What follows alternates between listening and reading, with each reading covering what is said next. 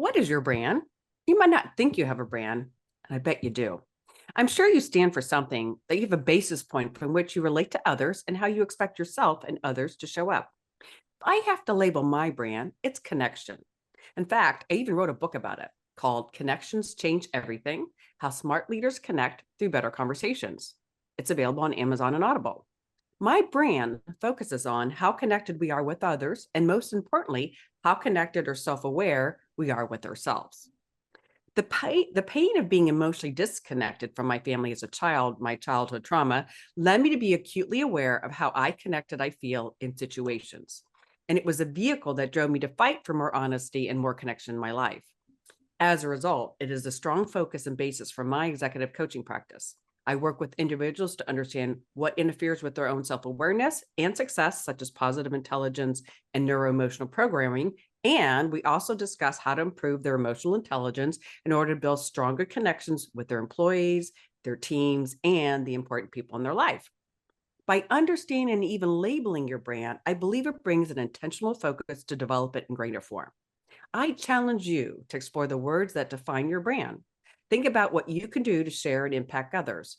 Nothing you do is too small, even if it is just a conversation you have with another person, or you simply decide to spend 20 minutes after listening to this talk to write down your thoughts around your core beliefs in your brand. Matt, what are your thoughts? Yeah, thanks, Kimberly. I think it's really important for leaders to pay attention to their personal brand when building trust with the people they're leading. Your team needs to see consistency, and if you present yourself in a consistent way, it will help you create a sense of trust with your teammates.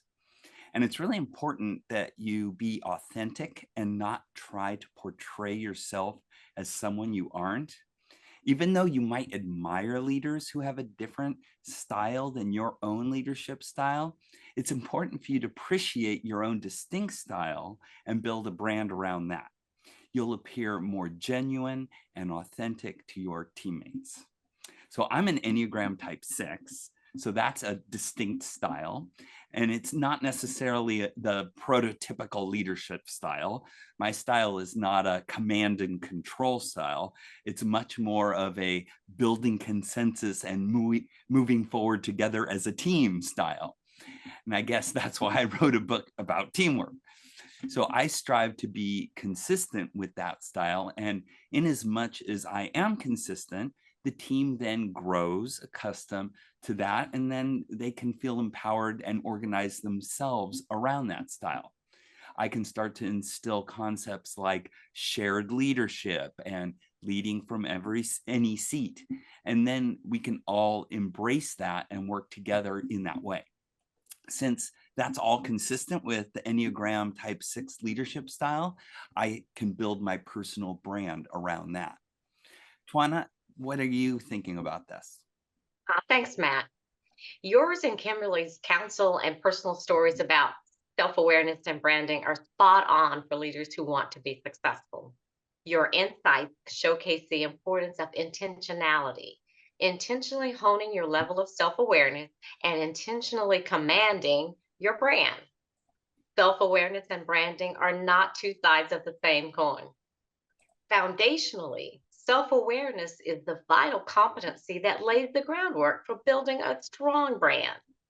Embracing the work to be self-aware means aligning the analysis of oneself with prudent feedback from your ecosystem. In doing this work, self-aware leaders align their values, their interests, passions, and beliefs with their brand. They understand their strengths and weaknesses, all of which dictates how you show up. Just to clarify, it is how you will show up, not just how you want to show up. Intentionality makes a difference. Leaders must understand their reputation is on the line. When your name is spoken and you're not in the room, what imprint does your brand command?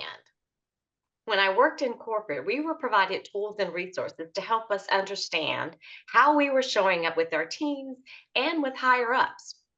Professionally, those experiences influenced how I shaped my practice as a leadership consultant, I focus on ensuring clients are highly self-aware.